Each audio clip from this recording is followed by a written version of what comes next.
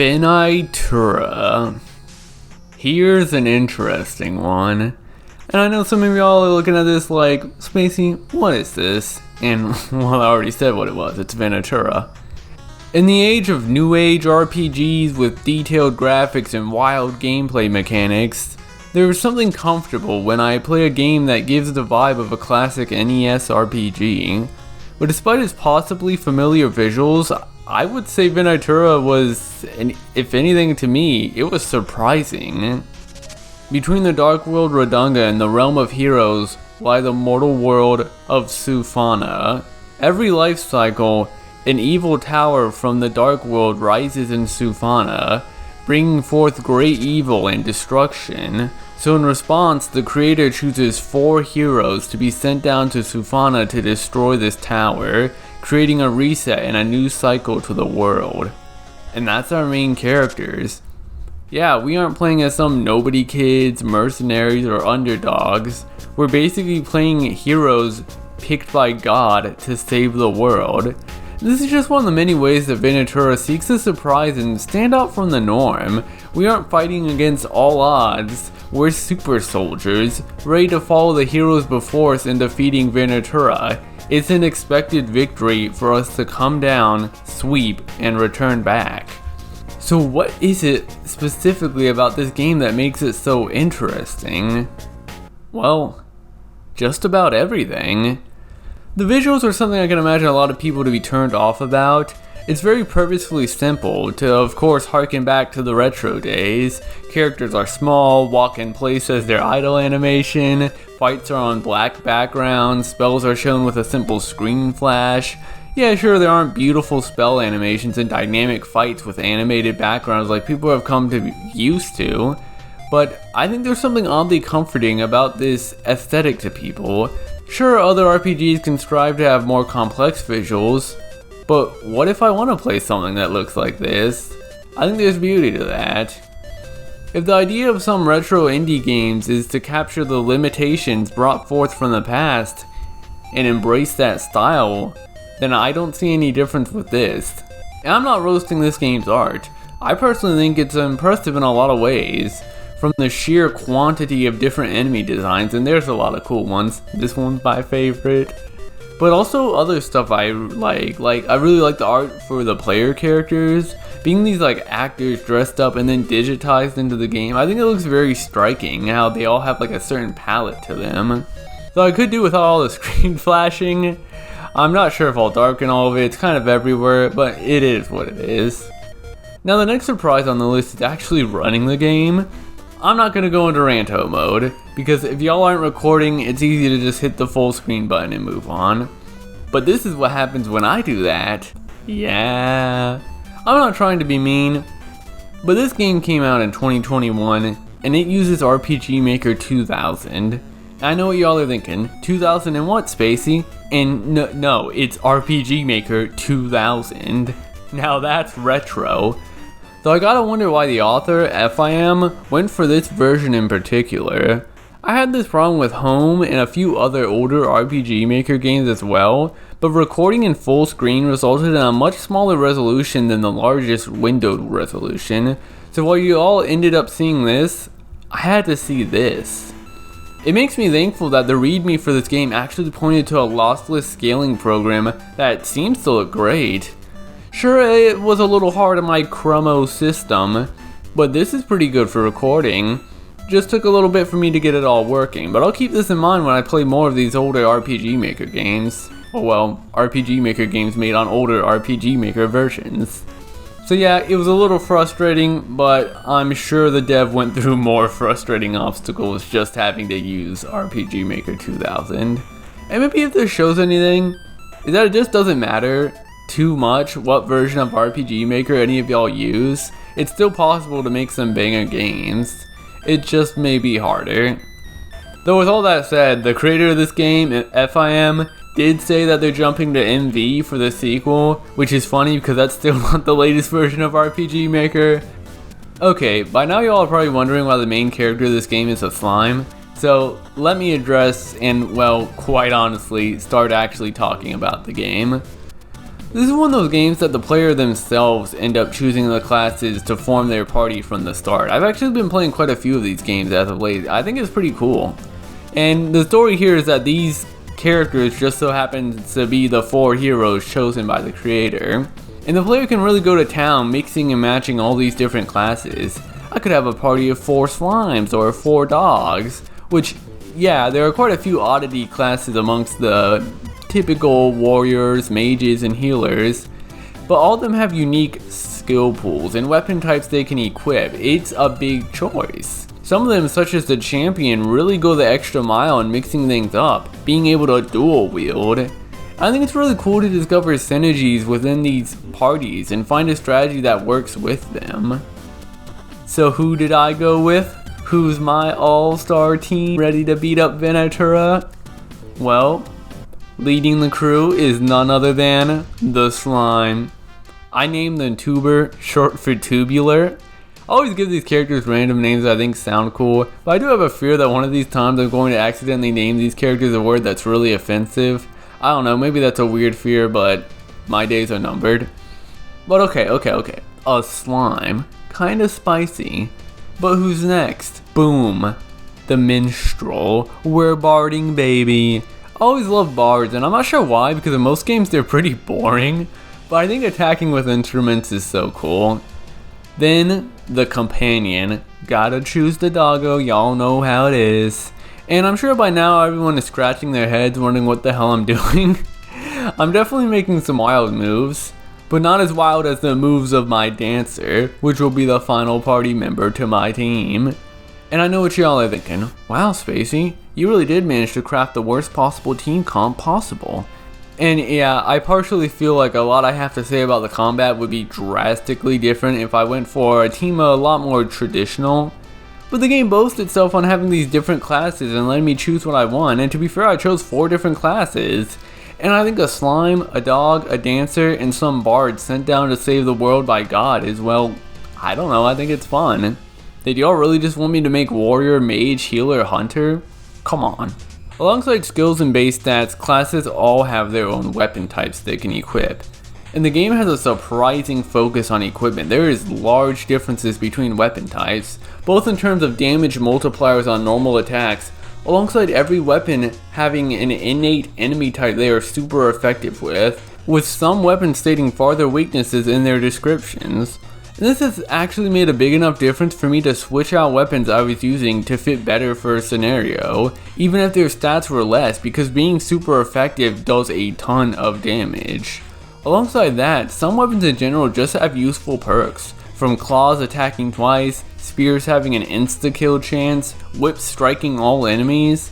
This mixed with the fact that all the different equipment in this game has different attributes and stats. This goes to the armors as well. Just all these different resistances, status afflictions. It all kind of just meshes together and blends in just a bit, but there is a big variety to it all. And it allows even weaker weapons like wands and staves to have a use for physical attacking, as they usually inflict some nasty debuffs, which for how my team comp ended up, there was a heavy reliance on status effects. However, speaking of staves and all these weapon descriptions, there was one that kind of threw me for a loop. Look at this. Force Wand. It only increases intelligence, the magic stat, it attacks all, it is non-elemental, and costs MP to use. That sounds hype as hell. I always love the idea of staves actually casting magic and stuff. So then I bought 2 and I found out that the damage is actually physical? Yeah.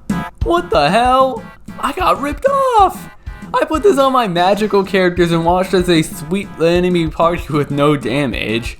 Also, for some reason this character always crit when they did no damage, which I thought was really funny.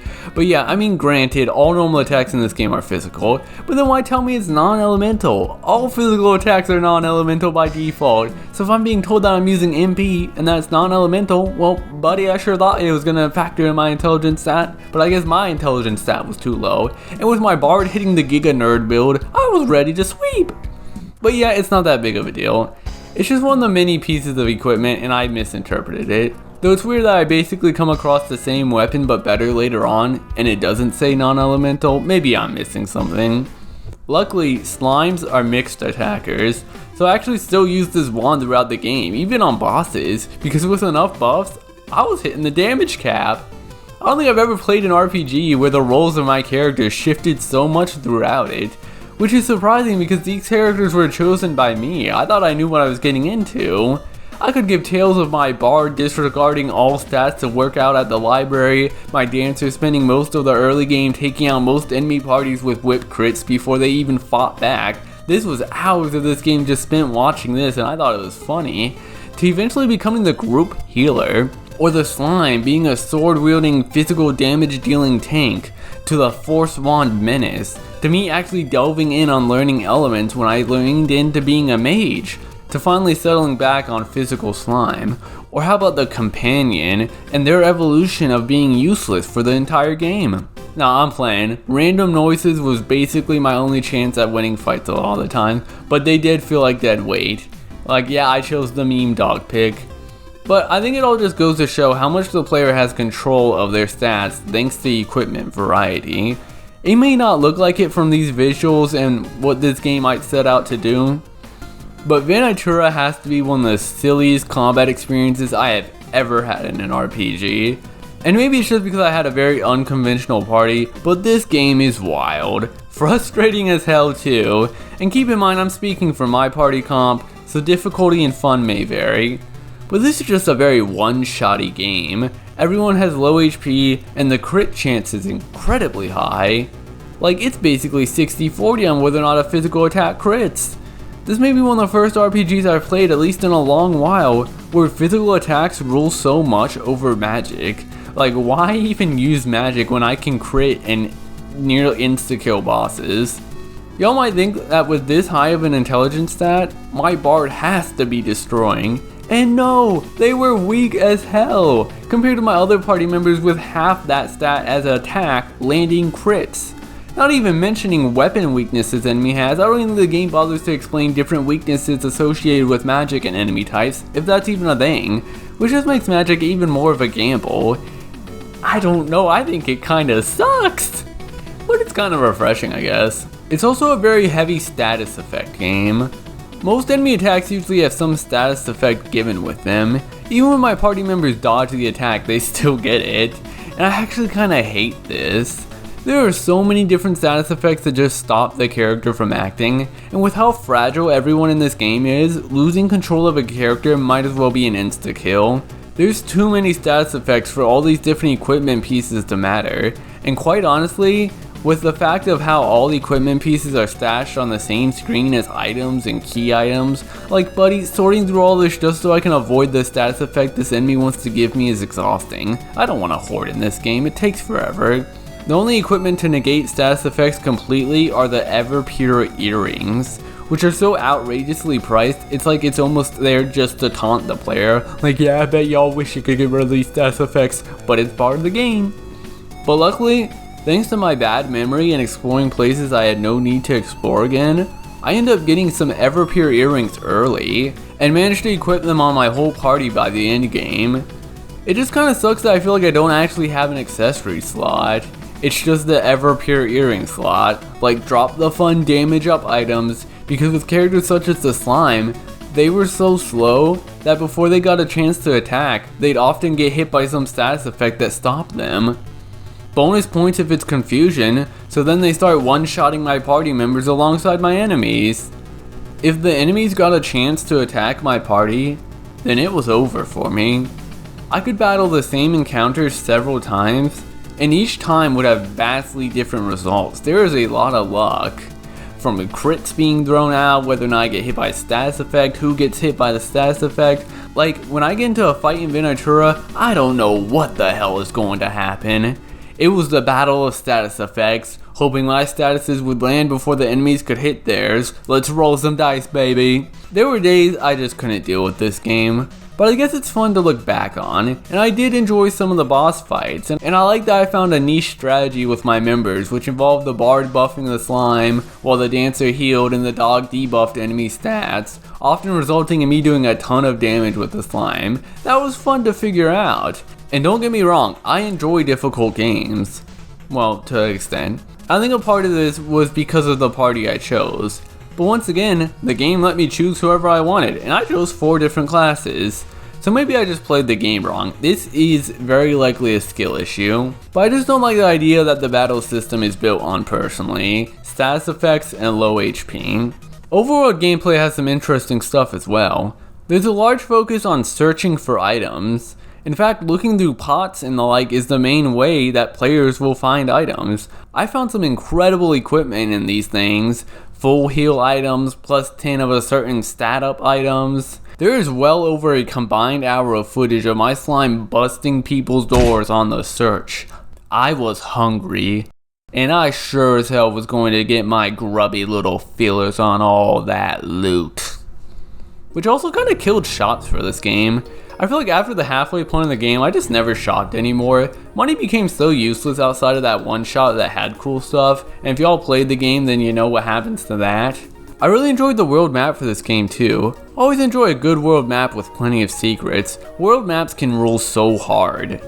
Besides that, this game is mostly random encounters, but I found it a bit odd that the player is given an item at the beginning of the game called Monster Zero, which made me double take at first. Like, what the hell? Was I just given an energy drink or something? What time does this take place in? And no, it's an item that turns off encounters for the room, and it's infinite use. I could use this whenever I want. That's odd, right?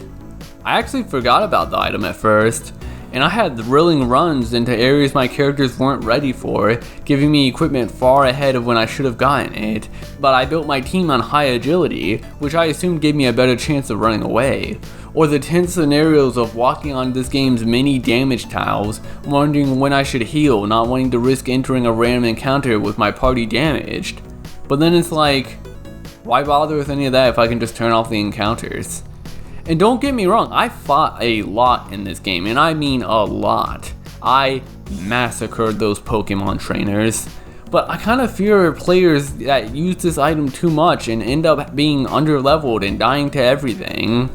There's an aspect of game design involving saving the player from themselves. Even as someone who can get tired of random encounters, I find this to be an odd inclusion. I mean, first of all, look how fast it is to enter an encounter and leave it. A perk of how simple this game is that it is very fast paced. I don't know. I can't help but feel that this item was just thrown in to appease a certain crowd of people. Like someone complaining about random encounters, which is funny because if this game looks appealing to any of y'all, then there's a good chance that y'all are pretty fine with random encounters. But I was using this a lot near the end game. I guess there's just something kind of empty about me being able to disintegrate the impact of the final dungeons by popping some gamer fuel and skulking around. But yeah, I mean, overall, y'all can see that this game's gameplay is pretty interesting and very deceiving to anyone expecting something as simple as the game's visuals may allude to. Like, I don't know, should I have been caught off guard by this? I think there's some cool depth with the weapons, and it's nothing I've played before, I'm sure as I'll say that. But I think the aspect of Venaitura that stuck out to me the most was the story of the game. The story and writing, I thought, was great. But more importantly, the overall tone. This game is depressing as hell. Like, the first of the 5 major villains, the Purveyors of Doom, is this asshat that goes around murdering a whole town of dogs, beating the king into submission to be his pet, and this is arguably the more upbeat and silly part of the game. What the player learns throughout their journey is that this world is messed, and every step of the way it becomes more clear, as the Purveyors become increasingly more awful people. The tone of this game is great, always an era of despair. Even a lot of the music sounds like a depressed version of the typical RPG music we're used to. I love the world map theme, just this heavy, pressing music. It really gives the vibe that we are exploring a world on the brink of destruction.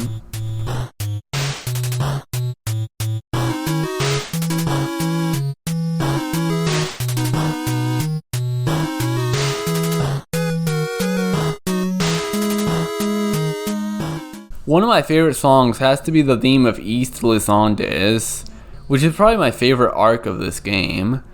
Battle theme's got some jams too. It's definitely that chiptune goodness limited to that of the NES style with the channels, even if it sometimes results in beeps a little too high for my ears. I sadly can't play a lot of the songs that I'm going to be talking about. That's because quite a majority of the soundtrack is free music from Panic Pumpkin and Wingless Seraph. But yeah, I'd say this game has arcs story-wise. And I really like the progression of this game. It doesn't feel as linear as it may potentially be. This game rarely tells the player where to go, though I do kinda wish there were moments where the entire player party showed up in a cutscene. Just walking around as a slime felt kinda odd. Like the other party members only ever show up in the shop screen when like comparing equipment. I even remember one time coming back to this game after a bit and seeing their sprites like, wait, who are these people? Sometimes I kind of forget I was actually a group of characters and not just some slime moving about. But regardless, there's a lot to appreciate from this loose sort of progression that expects the player to travel their own path rather than follow the invisible straight line the game demands them to walk down. Take this situation. I just finished up this area, got a boat, and I have no clue where to go. I asked around and well, they don't know either, so I'm on my own. I explore around and I start hearing about this kid that has the power to control monsters or something. Like, whoa, is that gonna be the next purveyor of doom I fight? But then I find his grave, like, oh, he's dead? And then after a little dungeoning for an item, I end up at this island where everyone has this power to control things. And there's this whole search going on to train up the strongest monster, with a threat for the people to grind and train their monsters or else they'll get punished by some tyrannical leader.